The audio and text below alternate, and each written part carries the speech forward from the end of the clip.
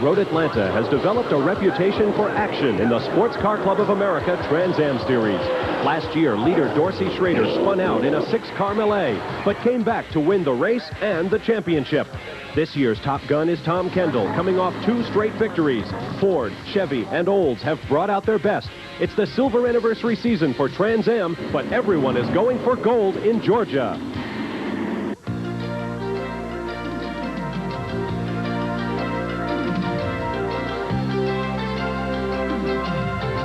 ESPN, the world leader in motorsports coverage, presents Speed World. Road Atlanta, 2.5 miles of rolling track set in the Red Clay Hills north of Atlanta, Georgia, plays host to the midway race in the 1990 Sports Car Club of America Trans Am. Hello again, everyone. I'm Bob Varsha. The Trans Am is truly an all-American road racing series, now in its 3rd decade. It's all V6 and V8 power straight from Detroit, and it matches some of the best young race drivers in the world. Right now, at the top of the points table, young Californians Tommy Kendall and Darin Brassfield are duking it out, representing Chevrolet and Oldsmobile. And in the Manufacturers' Championship, Ford is just a few points behind. With me to call the action in today's race is former Trans Am champion Elliott Forbes-Robinson. And Elliott, Road Atlanta provides a very special racetrack for this Trans Am race. Well, it does. It has a long straight, which should be good for the V8s. It has the twisty sections up through the back, which should be good for the V6s. And as we've seen in qualifying, we've got 3 V6s, 2 V8s in the top 5, and I think it's been one heck of a race. Well, the V6s have won the first battle on the day. They sit on pole. The driver is standing by now with our pit reporter for today's race. Here's Phil Van Horn. Thanks a lot, Bob. I'm with pole sitter Tommy Kendall, who's on the pole for the 3rd time this year and seeking his 3rd consecutive win. Well, Tommy, your thoughts as you run down into that first turn and have the field behind you as the car to beat? Well, obviously, we just want to get through turn 1 safely. That hasn't happened every time so far this year, but Road Atlanta is a pretty safe circuit. And, assuming we get through the first half of the first lap, my next concern becomes the back straightaway, because we're giving quite a bit away top speed-wise to the V8 cars. Obviously, we're getting around the track quick enough, but that part of the circuit, if we don't have a little bit of a lead built up, we might slip a few spots. And so your pole sitter Tommy Kendall has pointed out 2 potential trouble spots, turn 1 and the backstretch here at Road Atlanta. 2.52 miles around, 12 potentially troublesome turns. Let's get a closer analysis now with Elliott Forbes-Robinson and a look out the front window of the Budweiser Oldsmobile of Paul Gentilozzi. Elliott? Well, Bob, the Atlanta track is a very difficult track, and in the Trans Am car, you come down the front straight here, you'll be doing about 150 miles an hour, down to 4th gear from 5th, up the hill, which is very important to carry speed up this hill to get a good lap time. Now you come to one of the slowest corners on the racetrack coming up to turn 3. It'll be about 50-55 miles an hour. And down into the left-hander, which leads you into the S's, a blind over the crest of a hill into a right-hander. And then up into turn 5. Turn 5 is a place that's very easy to overheat the tires on a hot day like we've got today. And you're going to have to be very careful not to spin them coming up this hill, which leads you onto this little short chute where you'll end up doing about 150 miles an hour. Come into turn 6, which is a high-speed right-hander, into the slowest corner on the course where you'll end up doing about 45 miles an hour. But you have to get out of this course as quickly as you can because of the fact that this is leading onto the main straight where it's very important to get as high a speed as you can. You'll crest the hill on the back straight, probably around 150 miles an hour, but by the bottom of the hill, be doing it close to 170 miles an hour. And that'll lead you into the braking area for under the bridge, which is one of the more difficult corners because it's very important, but is completely blind as you enter this corner, and the car gets a little bit light cresting the hill. This sends you down into turn 12, the last corner on the racetrack. It's always exciting at Road Atlanta, and as Elliott pointed out, it is a very warm day, between 75, well, make that between 85 and 90 degrees. It's going to be hard on the drivers. And our number 2 man in points coming in, Darin Brassfield, has another physical problem. Here's Phil Van Horn with more. Darin, word that you sprained your ankle, is that right? Yeah, I was stepping down off the podium for the Fast 5 ceremony. I stepped on the back of Chris Kneifel's foot, and it was off the top stand, and I seemed to twist my throttle foot. So it's swelling up right now, but hopefully it won't get to where I can't use it in a race. It is the most used foot, which I'm a little nervous of. But get a wrap? I didn't get anything done to it. The race is the show must go on, as they say.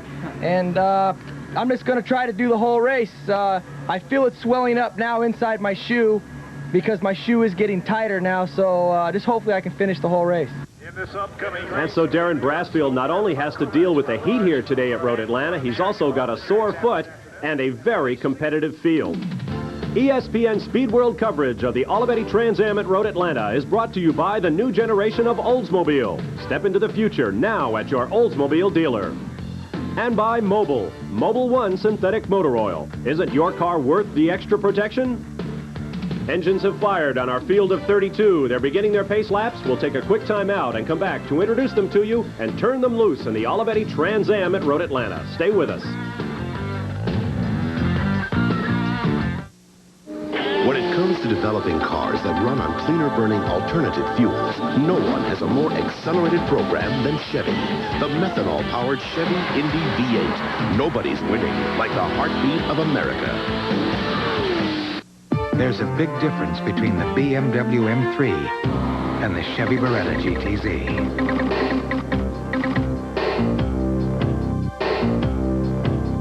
Nobody's winning like the heartbeat of America. How hot can it get inside your car's engine? This hot. 570 degrees under extreme conditions.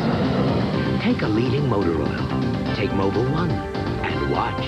Of course, Mobil 1 costs more, but under extreme conditions, when you see what can happen to conventional motor oil, it doesn't pay to play with fire. Mobil 1, isn't your car worth the extra protection?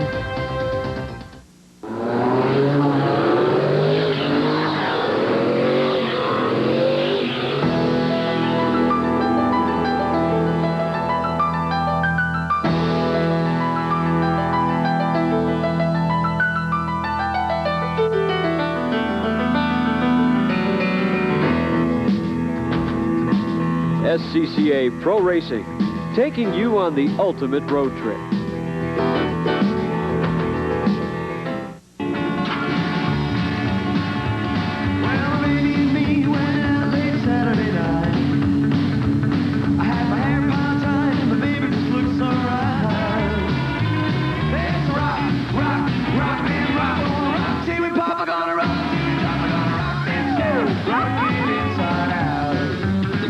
Roll with the clean, fresh taste of Bud Light. It won't fill you up, never let you down.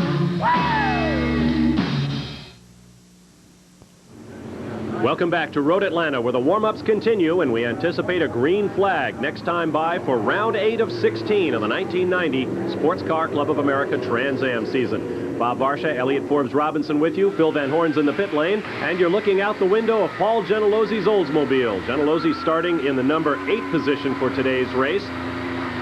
Once a winner on the Trans Am Series last year in Long Beach, California, looking for his second career win today. And here is our second onboard camera, back in 24th starting position in the car of Steve Saleen from Anaheim, California. Saleen making his return to the Trans Am Series after not contesting it last year. This is the 25th, the silver anniversary season for America's oldest continually running road racing series, and the history of the Trans Am is glorious. This is in the Turn 5 area, the uphill stretch. This is on the back stretch, where the cars will touch 175 miles an hour. Here's the way they'll line up for today's event. On the pole, Tom Kendall in a V6 Chevrolet Beretta. Next to him, Scott Sharp in a V8 Oldsmobile. On row 2 will be Ron Fellows, a Canadian from Ontario, starting next to Kendall's teammate Chris Kneifel from Lake Forest, Illinois. On row 3 will be Darin Brassfield, second in points coming in, but nursing that bad ankle on his throttle foot. He'll start next to the pride of Peoria, Illinois, Hoerr in an Oldsmobile. On row 4 will be Bob Sobey from Phoenix, Arizona, next to our onboard camera in the Oldsmobile of Paul Gentilesi from Lansing, Michigan. On row 5 will be Robert Lappalainen of Finland, winner of the first race of the year in Phoenix, Arizona, next to Jack Baldwin. Row 6 will be Dick Danielson from Heartland, Wisconsin, next to actor racer Paul Newman from Danbury, Connecticut. Row 7 will be female racer Lynn St. James, the only woman in the field out of Fort Lauderdale, Florida, in a Ford, next to Les Lindley from Anaheim, California, in a Chevrolet. Row 8 will be Scott Lagasse and Randy Ruhlman. Row 9, Jim Derhaag, the all-time leader in Trans Am starts, next to Max Jones. They're a lot further back than we expected. Row 10, Mike Kovacs and George Robinson. Wayne Akers and Tony Brosso Jr. on row 11. On row 12 will be Richard Valentine from Massachusetts, next to Steve Saleen with another onboard camera. Row 13 will be Bruce Nesbitt and Brett Kaufman. Row 14, Glenn Fox and Jerry Brassfield, Darin's father. Row 15, Jerry Clinton and Phil Curran. Row 16, Donald Sack and Douglas Mayer. And we have 3 cars that, for various mechanical reasons, will not start. Robert Mullins, Bill Fuller, and John Broomder not able to make the starting grid. Here are the points coming in. Tom Kendall with a fairly substantial lead over Darin Brassfield. Chris Kneifel, Kendall's teammate, right there for Chevrolet. Robert Lapalainen for Ford. Jim Derhaag, as I mentioned, is the career leader in Trans Am starts with 107 races in his resume. Down the hill they come. They will sweep onto the pit straightaway here at Road Atlanta. And Elliott, as we mentioned, turn 1 should be exciting. Well, it should be. As you heard Tommy Kendall say, it's a very important corner, and a lot of things have been happening in the first lap in Trans Am right after a start. And there you see the yellow car of Tommy Kendall appears to have the corner. Scott Sharp pulls in behind. We've got tire smoke at the back, though. Number 97, the Corvette of Scott Lagasse, spins with a flat left rear. Oh, Max Jones with nowhere to go, and Wayne Akers piles in as well. What a shame for Max, because the bad year he's been having. I hate to see him out this early in the race. Well, we'll see if, in fact, they can get that car. That's the number 2 Ford of Max Jones back together. He's the lead driver on that team. We'll take a look at the replay, see if we can see what happened. Your leader is Tom Kendall, Scott Sharp second, then another yellow car. That's Chris Kneifel in third. Another look, EFR. Well, it looks like something happens really early. We can see the smoke already. It looks like it blew way down the racetrack, and he did everything he could to hold it, but it just wasn't enough. Lagasse, a long-time SCCA competitor in amateur competition, running his first pro races this year. Got spun all the way around, and as you can see, the number 2, that dark Motorcraft Mustang, nowhere to go for Max Jones, and the number 21 Ford of Wayne Akers. We'll total the damages in the pits. Meanwhile, the race will continue up front. The cars are on the backstretch. There's Kendall with about a car-length lead over Scott Sharp. That you saw Scott Sharp trying to make a move on it, and that's because the V8 was so quick down the straight. He's right on Tommy now. 2 pairs of cars, and they are teammates leading each pack. Chris Kneifel has the lead over Darin Brassfield for third. And in the back there is Hoerr in the white Oldsmobile, but coming at you, the lead pack of 4. Kendall, Sharp, Kneifel, and Brassfield. Up the hill they go. Now it looks like Akers and Jones have managed to drive away from the wreck. Scott Lagasse's car is still there. So the 2 guys who got caught up in that accident may be able to get back on the track. In fact, I think that's one of them out in front of our leader right now. That's Wayne Akers with no front end on that Mustang. You can see Tommy Kendall in the S section here, where the handling is really at a premium, pulling away from Scott Sharp at this point in the race. Tom Kendall, 23 years of age, a 3-time road racing champion in the pro ranks. Behind him, 22-year-old Scott Sharp, a 3-time national champion in SCCA amateur racing. Up into turn 7 they go. An uphill right-hander, a big curve there just on the driver's right. And there you see Wayne Akers out of Florida. He's going to try to limp that Mustang all the way around to the pits. On to the backstretch. The V6 pulling out a bit of a lead here now, EFR. Are you surprised? Well, I am. He's setting a pretty good pace for the beginning of the race. At Road Atlanta, usually you want to save some tires here, especially on a hot day, because the tires seem to go away at this racetrack. Twitching a little bit under braking. Tommy Kendall really has his foot in it. Sliding the car through the turns. Sharp sliding too. Yeah, they're really going hard for this early in the race. They're really trying to put some room between them and the rest of the field. The race record lap, 108 miles an hour, set by Paul Newman a couple of years ago in a turbocharged Trans Am car. They may challenge it here today. Tommy Kendall from La Cañada, California, really working those Goodyear tires hard. They're all going really hard here, and they're keeping very close. It's going to be a very good race today, and it's interesting that Tommy was able to hold that lead all the way down the straight. Now here's Wayne Akers, who has made it all the way around to the pits. Driver's left, you see the damage there. Meanwhile, on the short chute, Tommy Kendall continues to hold the lead over Scott Sharp. Into turn 6 they go. Now this is a very important corner for Tommy, because he needs that shot out to hold the V8 off down the straightaway. And there you see Darin Brassfield in the red car to the right of your screen. He has gotten around Chris Kneifel, so make your order Kendall, Sharp, Darin Brassfield in third position now, and he demotes Chris Kneifel to fourth. Looks like it's going to be a battle of the points leaders here soon. You're going to have Darin Brassfield really coming up there now to get on Scott Sharp. There is also a tremendous battle for manufacturers' honors this year. Chevrolet and Oldsmobile going at it. Just 1 point separates them. Ford a distant third, and that's unusual. Ford has ruled this series for the last half dozen years or so. On to the front stretch. Down by the pit area, flashing into turn number 1, and look at the interval already opened up to the rest of that field. These are the top 5 cars. There goes the white Oldsmobile of Hoerr. Now here comes the battle for 6th place. The number 47 Ford of Ron Fellows out of Canada, trying to hold off Paul Gentilozzi. A little tire smoke there. That's Jack Baldwin running behind Gentilozzi's number 7 car. And now we're coming up on the S's here, and that you can see how it's blind coming over the hill. The car almost disappears in front of you here. And you come up to turn 5. Turn 5 is a very important corner. You can see how the cars will get a little bit sideways coming off that corner. And then you come up over another rise, and then the course appears again. You can see how much of this course is actually blind. Now, turn 6 here is this one we talked about earlier. It was very important, lining yourself up, getting onto this main straight in turn 7. The fastest part of the racetrack coming up. Paul Gentilozzi has a man out in front of him. We asked him before the race how he handles this particular part of the track. Well, the back straight is really a comfortable ride until you get to that little downhill part. Now, we're cresting the hill today at about 161, and at the bottom of the hill, those who go to the bottom of the hill were running about 171 or 72. This track has more pucker factor than any racetrack that we race on. It definitely decides the men from the boys. I wonder what Lynn St. James would have to say about that, Paul, but we get your point. The number 7 Oldsmobile running in 7th position on the racetrack. Ron Fellows is up ahead, Jack Baldwin behind, then Robert Lapalainen, who goes underneath Baldwin as Gentilozzi goes underneath Fellows.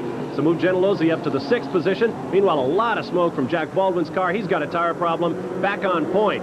Tommy Kendall in a V6 Chevrolet leads the V8 Oldsmobile of Scott Sharp, and close behind is Darin Brassfield. The top 3 are running close together. We'll be right back to Road Atlanta.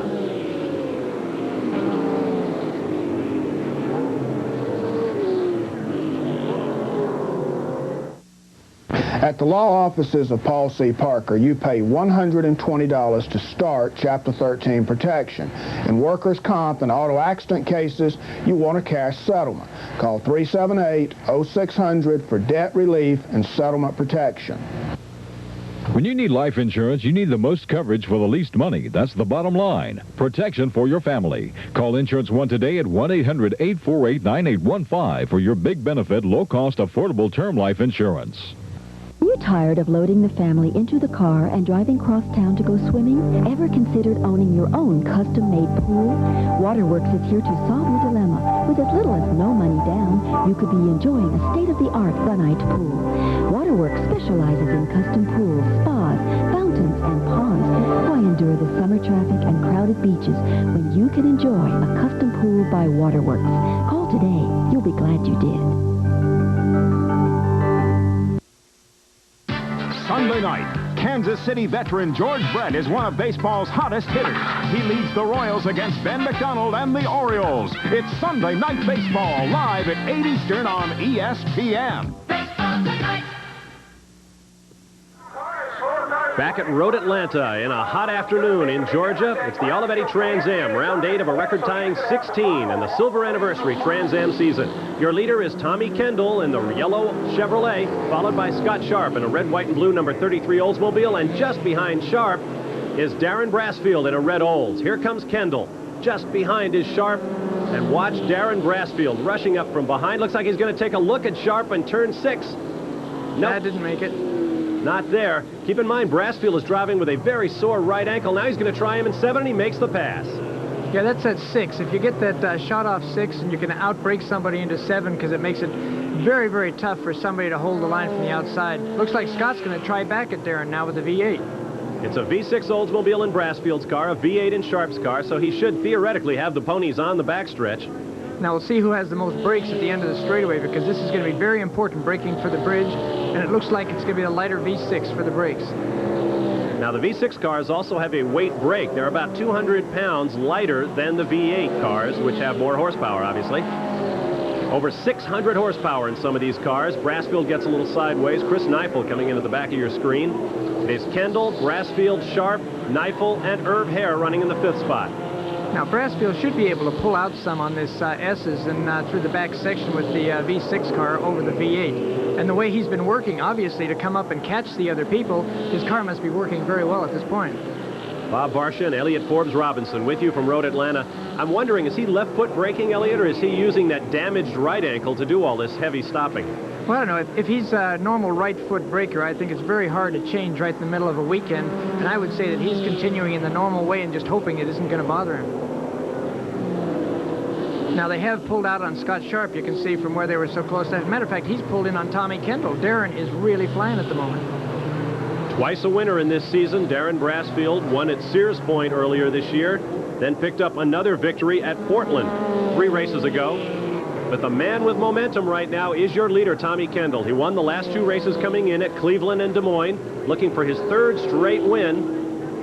The record is 8 straight, set by the late Mark Donahue back in 1968 when he swept 10 of the 12 races run that year. Those are still the records. But Darin Brassfield was very quick on the normal road courses earlier in the year. Had some trouble with the street tracks, but here he is running very strong at a road course again, and that's where his wins came earlier this year. So he has a really good chance of winning this one. Up the hill they go. All of the cars sliding noticeably, and that's got to be hard on tires. Down in the pit lane, Phil Van Hoerr now has caught up with Wayne Akers, who was a part of that first corner accident. Wayne, let's first off sum up what happened down there in turn 1. Describe it for us, please. Well, Lagasse got sideways going up the hill, and Max tried to go around the right side of him. I was right behind Max, and next thing I know, Lagasse backed right into Max. Max stopped, and that ran me right into Max. Take a look at the car. Can you get it back out again? No, it's done for the day. Tough break for Wayne Akers from Lake Worth, Florida. Meanwhile, Max Jones has gone in and out of the pits. He is back out there with a repaired front end, but he's a couple of laps down. Brassfield to the inside at turn 7, and he passes Tommy Kendall for the lead. Darin must be working really good in 6 and 7. Same place he passed Scott Sharp, so it really must be working in that point. And look how quickly he opens up a lead. He's opened up a big lead, and here comes Scott Sharp with that V8 power down the straightaway, driving by Tommy Kendall. I wonder if Kendall's got a problem with that V6 Chevy, or if he's just letting these guys go by. Yeah, it's hard to tell. You know, he's dropping back, and he's kind of hanging with him a little bit, but you don't know if he's just trying to save his tires. Maybe he's just used them too hard at the beginning of the race, and maybe the other guys just aren't worrying about theirs and are just going as fast as they can. Well, Brassfield is flying. He has just reset fast lap of the race, and it's a record 108.549 miles an hour. Compare that with the qualifying speed of Tommy Kendall, 110.47, so they're running very close to qualifying pace. That seems awfully fast for on a hot day. Road Atlanta is very tough on the tires. It seems to me they just generate too much heat, and the tires and the cars slow down here soon. Keep in mind that these drivers must designate the tires they will use in the race. In fact, they have to qualify on them, which makes qualifying sessions pretty interesting here on the Trans Am Trail. You have to choose your tires 2 hours before qualifying, and if you're caught switching, you drop to the back of the pack, you lose any points, you might lose your qualifying position if it's before the race, and you'll lose your money.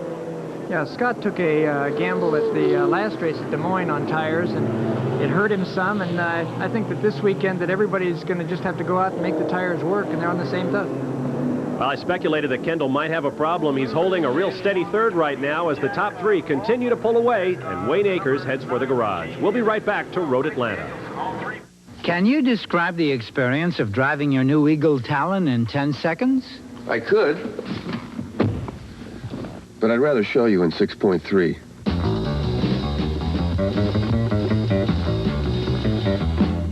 Did you know Eagle Talon is one of Automobile Magazine's top 10? Talon has won several prestigious automotive awards, so what's one more? Car and Driver's 10 Best.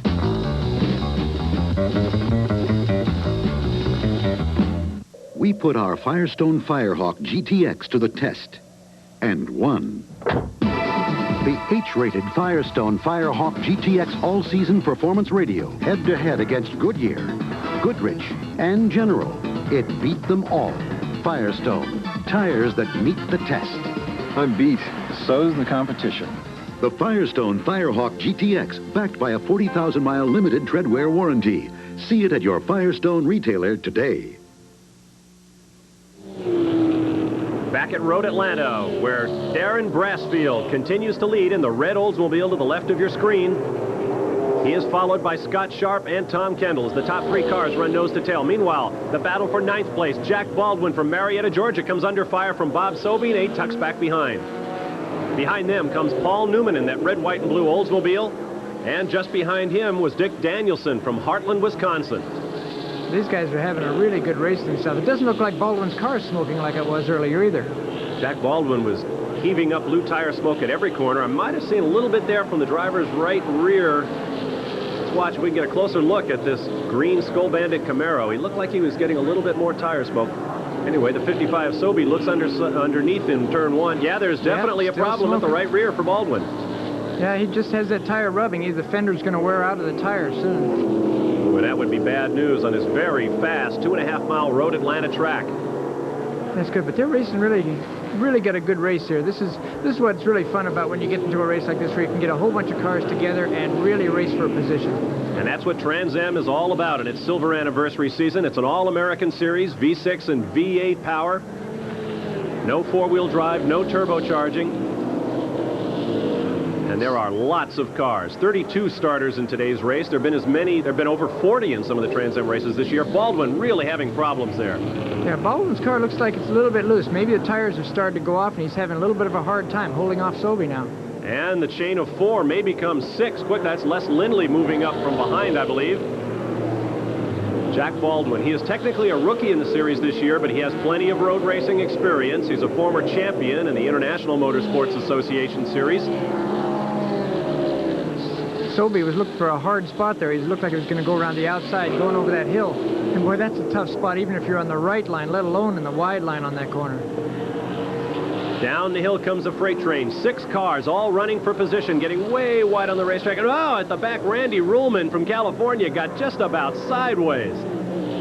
They are really getting after it. There's the 75 of Paul Newman, Oscar-winning actor and very professional race driver. You may think that he's just a guy with some money and a yen for racing. Keep in mind, Paul Newman is the track record holder, or was until Darin Brassfield broke it, at 108 miles an hour for a race lap here in the Trans Am. And Paul takes his racing really seriously, and he hates to do poorly just like everybody else. He is an excellent race driver, and he gives it everything he's got while he's out there.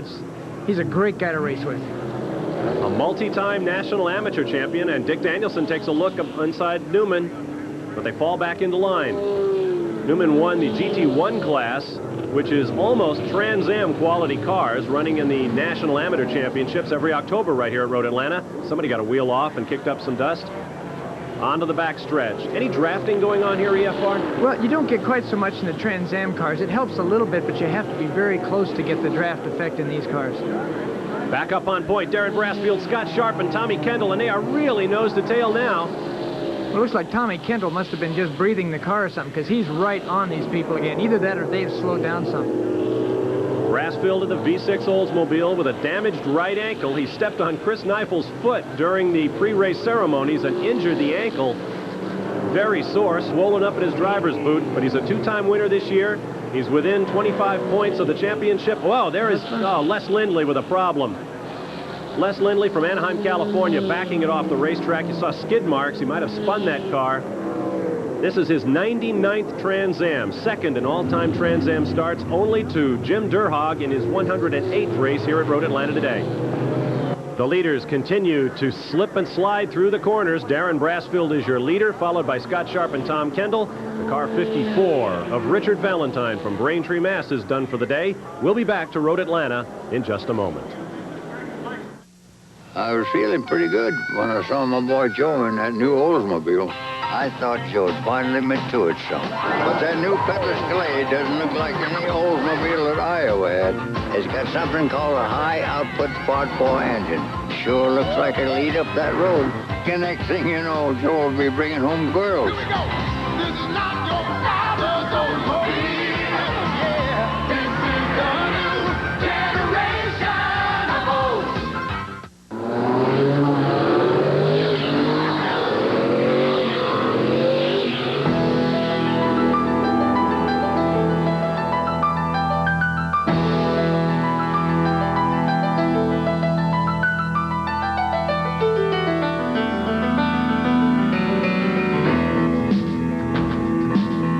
SCCA Pro Racing, taking you on the ultimate road trip. Live, top-ranked boxing on ESPN. The place where fighters have stepped into the ring as unknowns, made the right connection, and emerged as champions. You gotta knock them out to win this, all right?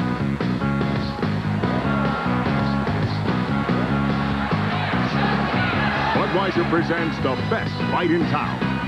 Top-ranked boxing, live on ESPN.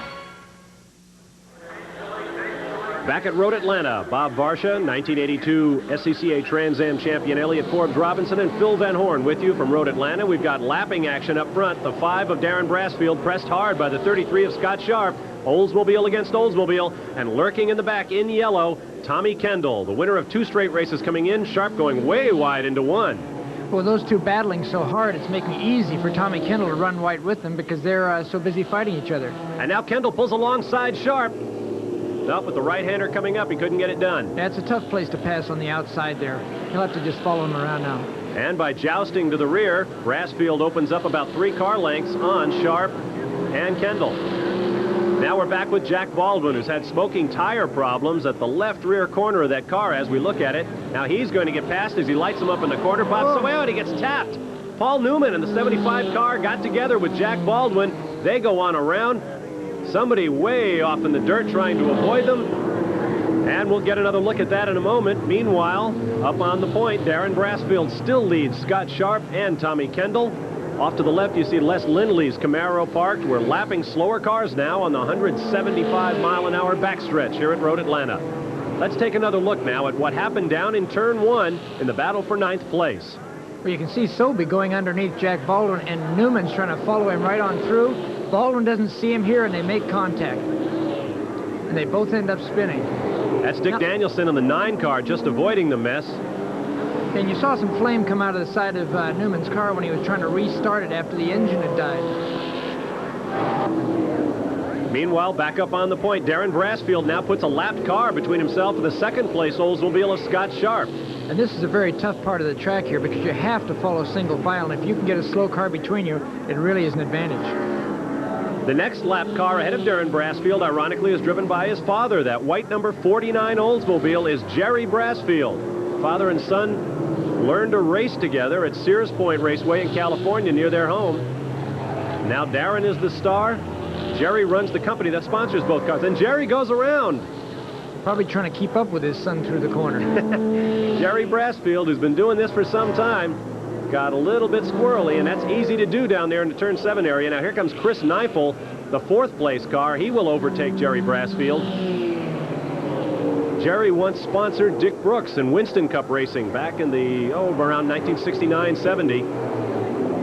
There is son Darin having a good day. Here comes Scott Sharp in the 2nd place car, and there is the gap. He has now gotten around that lapped car. Let's take another look at what happened to Jerry Brassfield a moment ago. That looks like he got in a little bit hot into the corner, hit the inside curb, and when he did, it just turned the car around on him. And that's the 2nd place car of Scott Sharp coming through behind him, so that could have been a really awkward moment. It looked like he didn't hold up anybody, but when we see it play the race now, it looks like everybody's stretched out quite a bit. Except Scott's come right back on Darin Brassfield again. Yep, just a fraction of a lap for Scott Sharp in the number 33 red, white, and blue Oldsmobile, fielded by his father, Bob Sharp, a longtime SCCA champion, and by Paul Newman. It's the Newman Sharp Racing Team, and Brassfield puts 2 wheels off. And that's giving Scott a shot at getting him. He might be able to get him under braking going into Turn 6 now. And the young champion goes underneath and takes the position. So we have a new leader. Now here comes Darin Brassfield back. Let's see if he tries in 7, and he does.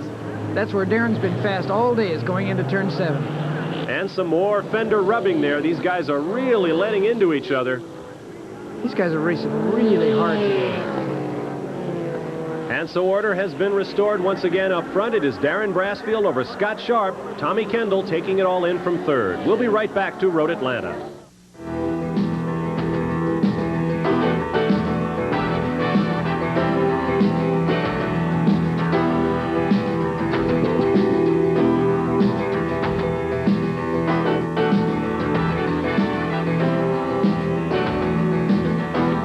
SCCA. We make racing happen. To get involved, call for membership information.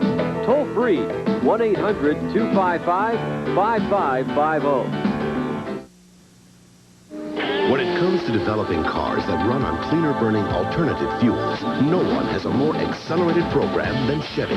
The methanol-powered Chevy Indy V8. Nobody's winning like the heartbeat of America. There's a big difference between the BMW M3 and the Chevy Beretta GTZ.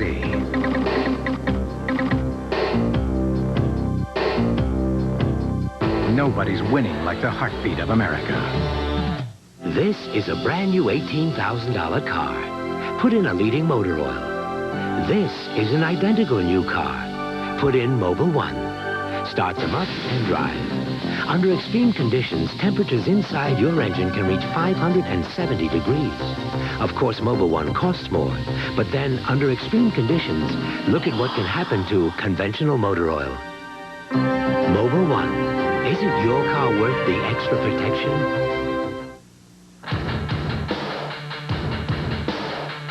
Nothing beats a winning team, pushing hard, reaching for the dream.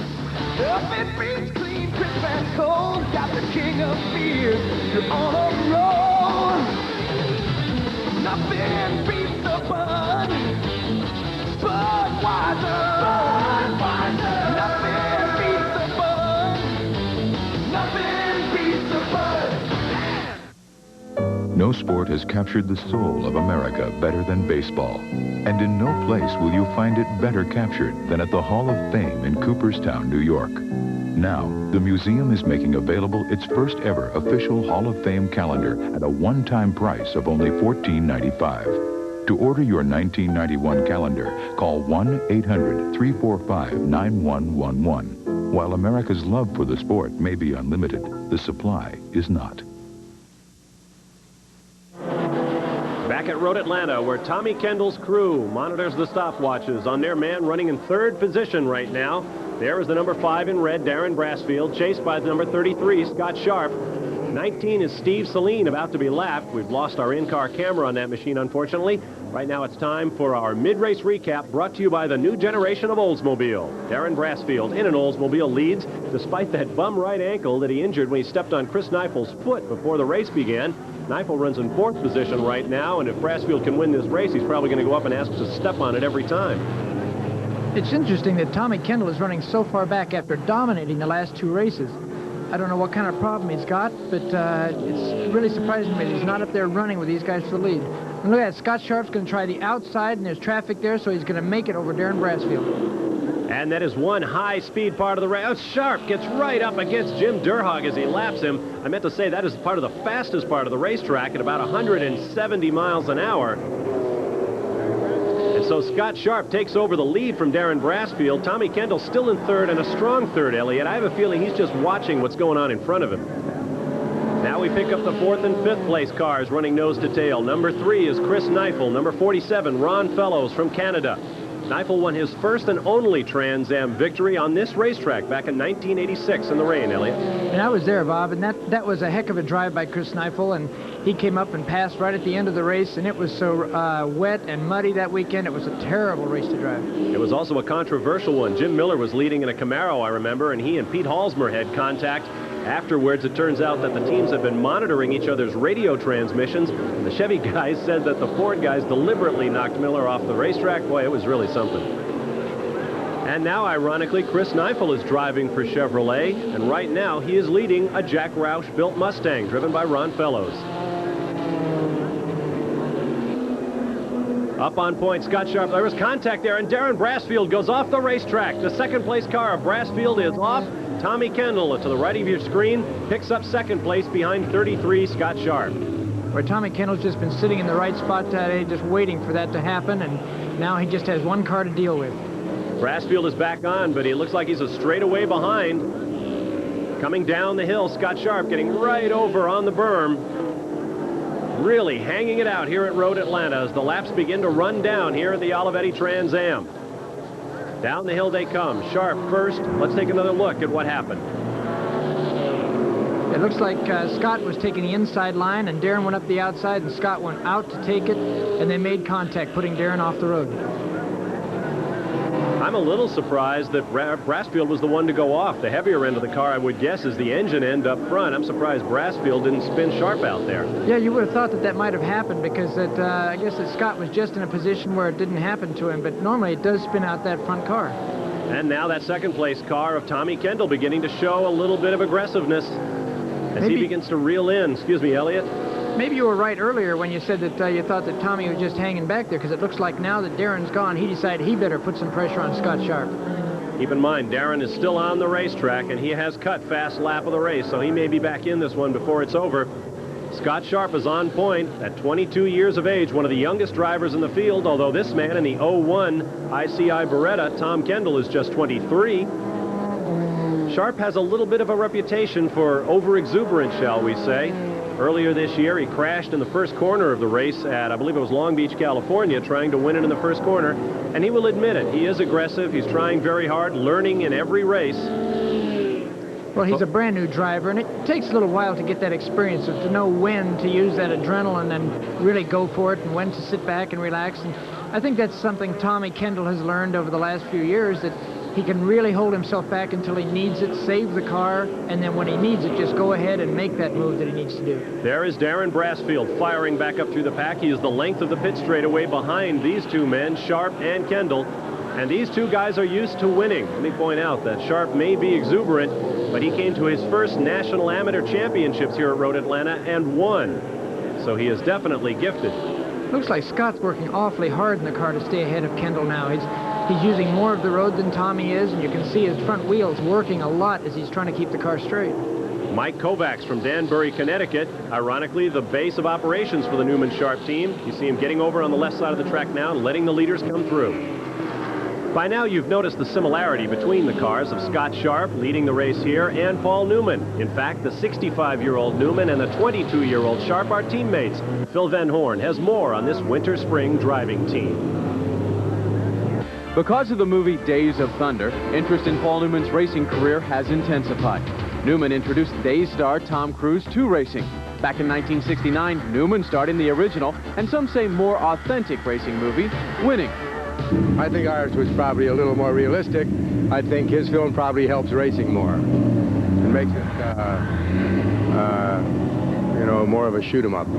But while Newman is portrayed as racing mentor to Cruise, Paul actually has been partner in crime with the rise of 22-year-old Scott Sharp, who was introduced to the sport at a very early age.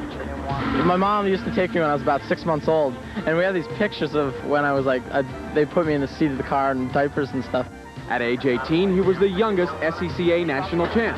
Now 22, Scott Sharp is linked with the 65-year-old Newman by the person who taught both to drive fast, Bob Sharp, Scott's father and Paul's friend. Scott started racing when he was 8 in go-karts. I started racing when I was 47, so roughly I was 6 times as old as he was when I got started. Now their paths cross at a time when Newman's driving career is beginning to decline, and Sharp's is beginning to show promise. In June, Scott captured his first Trans Am title, winning at Detroit. Newman's pride in Scott's achievement is obvious. I was delighted beyond belief.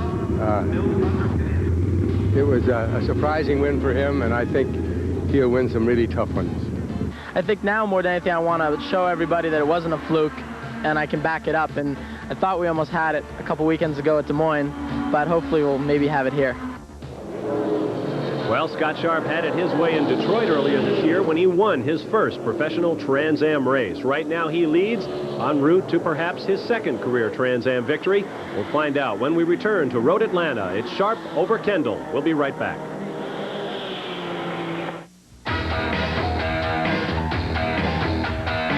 ESPN Home Video and Quaker State Motor Oil present Racing Tough, the new video that lets you answer the question, do you know what it takes to be a winner?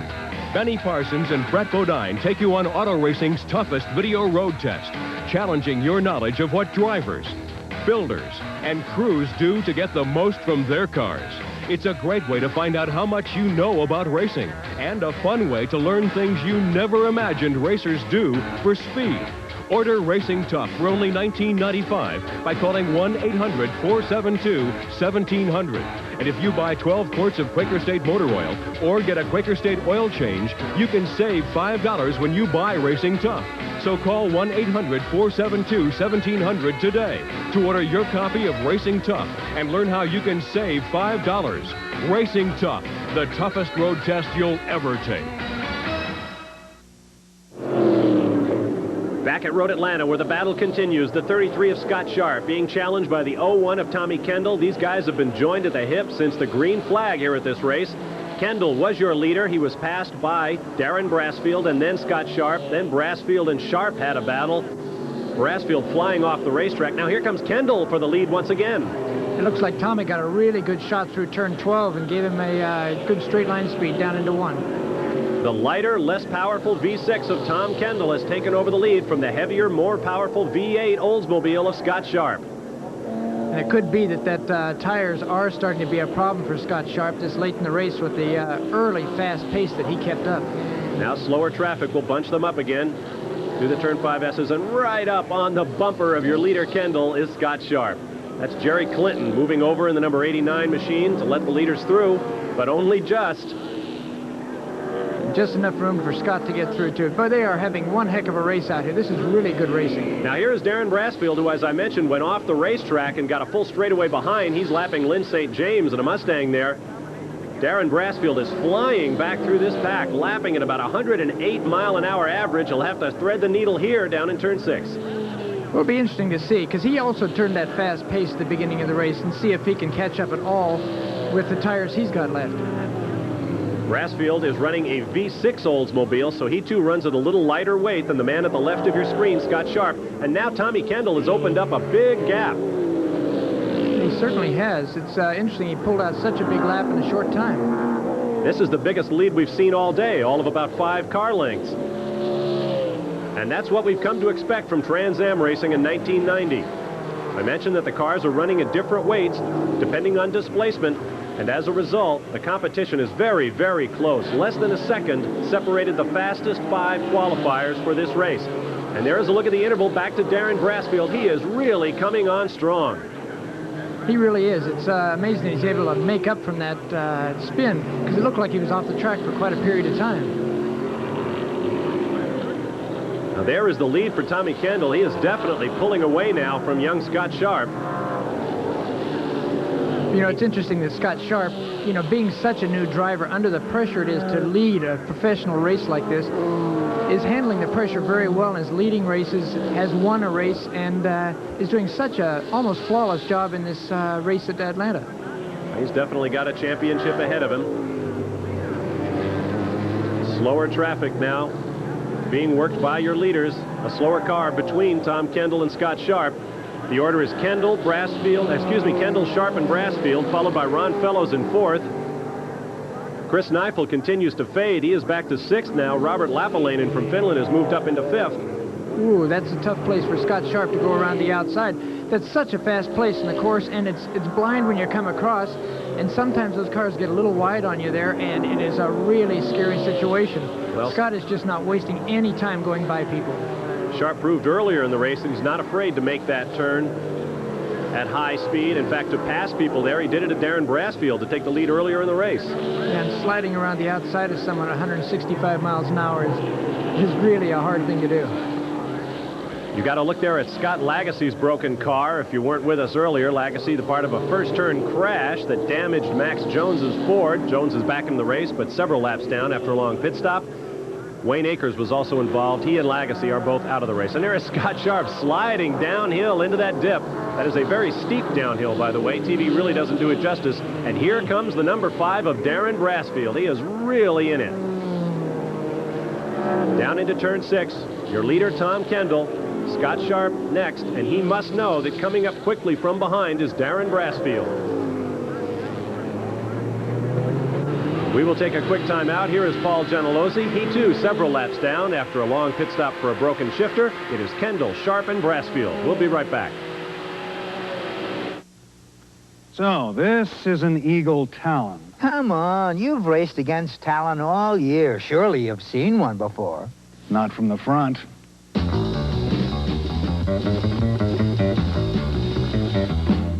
Did you know Eagle Talon is one of Automobile Magazine's top 10? Talon has won several prestigious automotive awards, so what's one more? Car and Driver's 10 Best.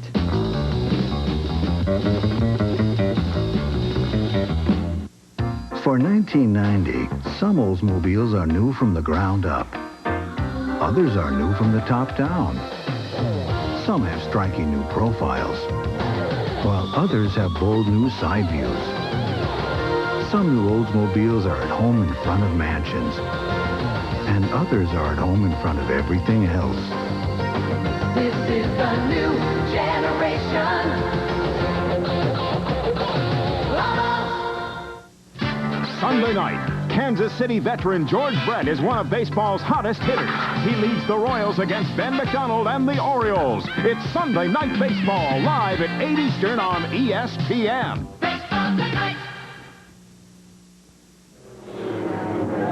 We're back in a very warm road Atlanta for the closing laps of the Olivetti Trans Am. Part of the silver anniversary SCCA Trans Am season, your leader is Tom Kendall from La Cañada, California. That's a lapped car, that white one behind him. And there comes the second place car, number 33, being driven by Scott Sharp. It looks like Darin Brassfield was really closed in on Scott Sharp. Brassfield, who spun off the racetrack, you're right, Elliott, comes flying over the top of the hill. He has made up, I would guess, about a quarter of a mile on our leaders, and so he is really flying around this 2.5-mile racetrack. Well, we've seen how hard Scott Sharp and Tommy Kendall are going, so Darin Brassfield must have been really flying back in the back. And he must have made exactly the right tire compound choice. As we mentioned, you need to declare it before you enter the race, or before you enter qualifying, that is, and then qualify on that same tire and use it to start the race. So Darin Brassfield is either using his right down to the cords, or he really made the right choice. Scott Sharp, however, you see sliding around there. He is obviously running out of grip. You know, that may be the difference with the V8 and the V6 at this point, because the V8 with the heavier weight is going to use a little more tire, and that would allow Darin Brassfield to catch up with Scott Sharp, and by the looks of it, going to catch him before the end of the race. And so our top three cars are once again running nose to tail. Kendall, followed by Sharp, followed by Brassfield. This one is a long way from over. Brassfield needs that position. He's trying to close a 23-point gap on Kendall. Should Kendall win, he'll pick up 30 points, plus 2 points for qualifying on pole, plus 1 point for leading at least one lap, and perhaps another point for leading the most laps in this race. Sharp also looking out his mirrors, because here comes Darin Brassfield with a great drive today. No matter what happens, Darin Brassfield has really given that Oldsmobile a run. He has. It's interesting how when he was able to get up and run with Scott, he couldn't outrun him, and now, after spinning off, he's able to close up this big distance in such a hurry. Tom Kendall continues to open up a few feet at a time, and the battle now is for second place, Sharp and Brassfield. Remember, they came together on the part of track that they are now coming to, turn 6 and 7. This is where Darin has made his moves before. Let's see if he makes it again. No, Scott took the line away from him by taking the inside. I believe they touched once again, though, Elliott. And now they're nose to tail, and they are really knocking each other. Darin doesn't seem to be too happy about where he got knocked off the course before. That is exactly the part of the course where they came together earlier. Brassfield spun off, and Brassfield really gave Sharp a shove there. You saw pieces of fiberglass flying. And now Brassfield drops back a little bit. I wonder if he's hurt the car in that little altercation. It sure hurt part of the body. It seems to say, oh, and Scott went way wide there. And Brassfield comes down the inside. They bang again and again, and Brassfield takes second place from Sharp. I think these guys saw Days of Thunder. These are not stock cars. They are very sturdy nonetheless. You see the damage to Brassfield's car. Now here comes Sharp right back again. This is really mano-a-mano stuff at Road Atlanta. Let's take another look, Elliott. Yeah, it looks like Scott went way wide. Darin makes a big move underneath and gets sideways, and here they hit again and again. That was a pretty hard hit, too. It moved both cars around. These two have been banging each other all day long over 40 laps here at Road Atlanta, and we're not through yet. Once again, 33 of Sharp pulls in, and he bangs the 5 of Darin Brassfield once again. The number 40 is Jim Derhaag, who is now 2 laps down. He's an innocent bystander in this one. But Darin didn't want to get pinned in behind him, so he had to make the move in front of Scott, and Scott wanted to try and get in there. That was really tight racing. And there's a good reason for that, because we are on the last lap. Slower traffic impeding your leader, Tommy Kendall. He begins to go around, but the battle is right here. Second place, Darin Brassfield at number 5, and third place, Scott Sharp. The checkered flag awaits. Leader Kendall has made the pass. There is nothing but a turn between he and the finish line. Here comes the battle for second. If Sharp is going to do it, he's going to have to do it right now. But it looks as though Darin Brassfield is going to have things his way. And there is the checkered flag, brought to you by the Heartbeat of America, today's Chevrolet. And the Chevrolet of Tommy Kendall took it with style, getting just sideways at the exit to turn 12. And he has won his third straight Trans Am. The margin of victory, 2.5 seconds. Tommy Kendall averaged 105.25 miles an hour. But everybody is going to be talking about the battle between these two guys, the number 5 of Darin Brassfield and the number 33 of Scott Sharp. A terrific battle here today on a beautiful day at Road Atlanta, and we'll be back to sum things up for you when we return. Family, they're my most important priority. So I had my attorney set up a trust, and I manage my trust investments myself at Schwab. Low commissions, no annual fee. Now, if something happens to me, my family is taken care of, the way I've arranged. Haven't lost my touch. Neither has she. We give you more ways to succeed. The action's hot and lively in August on ESPN. Major League Baseball is red hot 4 nights a week, plus baseball tonight every night. And the NFL is back with 3 live preseason games. There's sizzling golf action with the PGA Championship and the International. Intense tennis play at major tune-ups for the U.S. Open. And the feverish PBA Summer Tour live every Thursday night. All this and more in August, live on ESPN. Welcome back to Road Atlanta, where Tom Kendall is making his way to victory lane following his third Trans Am victory of 1990. ESPN Speed World coverage of the Olivetti Trans Am from Road Atlanta has been brought to you by the new generation of Oldsmobile. Step into the future now at your Oldsmobile dealer. By Mobil, Mobil 1 Synthetic Motor Oil. Isn't your car worth the extra protection? Hotel accommodations for the SCCA have been provided by the Marriott of Gwinnett County, proud sponsor and official hotel of Road Atlanta. And while some of our competitors get help with the heat, let's get to victory lane and Phil Van Horn. Well, here's the man to catch the rest of the way in the Trans Am season. Tommy Kendall collects his third win of the year, and maybe even proved a little bit of a point. 2 wins on those temporary courses and 1 here on a true fast track. The win today, how does it feel? It didn't come easy, I'll tell you that. You know, the ICI Olivetti Beretta was the class of the field in qualifying. But, man, that V8 has a lot of grunt down the straightaway. And Darin actually got by Scott, gave me a... Well, describe that battle going in your rearview mirror. Well, actually, it was in front of me for half the race. You know, Darin body slammed me and got by me, and that allowed Scott to get by, too. And I figured I'd just cool my heels and watch the fireworks. And they put on a little bit in front of me. And then when I caught Scott, you know, down in turn 1, that enabled me to get clear of that. And, boy, they were going at it in my rearview mirror. I called Danny on the last lap, and I said, Darin took his vitamins this morning, and it looks, I bet he's going to take Scott out. And that's exactly what it looks like happened. Tom, congratulations. You're out in front and the man to beat the rest of the way. Here's a look at the top 20 today. Tom Kendall over Darin Brassfield. Among the missing in the top 20, Paul Gentilozzi, carrying our in-car camera, broke a shifter and finished 22nd. Chris Kneifel lost the engine after running as high as 3rd. He finished 23rd. And Max Jones, who came back from that first lap crash, he finishes 24th. With his victory, Kendall opens his points lead from 23 to 29 points over Darin Brassfield. Let's learn more about that ramming and banging at the end of the race now with our third-place finisher, Scott Sharp. Well, Scott, with 5 laps left, it looks like either of the 3 of you up here could have won that race. Describe the action in the last 3 to 5 laps. Well, I'll tell you, I really thought after I got by Darin, I didn't know if that was the place I wanted to be. I was conserving my tires, and I was hoping I was just conserving them enough. And I guess for the extra weight of a V8 car, I guess I wasn't. And at the end, it was just sliding all over the place. Darin got a little rougher than I thought he would drive me, and I guess it taught me a lesson. Next time, I just have to do that back. Well, next time is not far away. 8 races remain in the 1990 season. I'm Bob Varsha for Elliott Forbes-Robinson and Phil Van Horn. Thanks for being with us today. So long from Road Atlanta.